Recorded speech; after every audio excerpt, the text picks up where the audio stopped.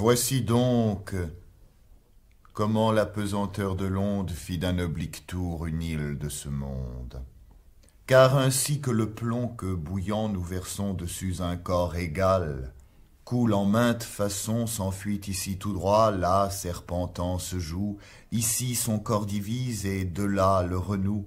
de ces chauds ruisselets presque au même moment, dessus l'uni tableau toute forme formant. Dieu répandit les flots sur la terre féconde, en figures carrées, obliques, larges, rondes, en pyramides, en croix, pour, au milieu de l'eau, rendre notre univers et plus riche et plus beau. Tel est le bras germain, tel le sein gangétique, tel l'arabe neptin, tel le golfe persique, et tel notre mer, dont les rameaux divers en trois lots inégaux partagent l'univers. L'élément plus fécond tient d'elle ses fontaines, et le cristal qui court en ses profondes veines, et puis, en temps et lieu non ingrats, il lui rend en deux sortes l'humeur qu'en deux sortes il prend.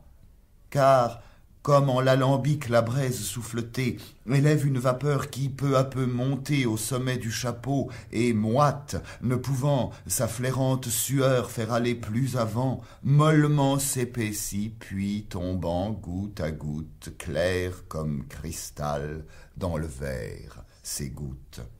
La plus subtile humeur qui flotte dans les airs est de rais du soleil, portée par les airs, qui la refont en eau et par routes diverses, dans le sein maternel se joint aux ondes perses. Car la terre altérée, ayant passé ses eaux par le rare tamis de ses caves boyaux, lui fait voir à la fin, et des roches hautaines fait sourdre jour et nuit mille vives fontaines. Des fontaines se font les ruisseaux murmurants, des murmurants ruisseaux les sauvages torrents, des torrents ravageux les superbes rivières, des rivières se font les ondes marinières.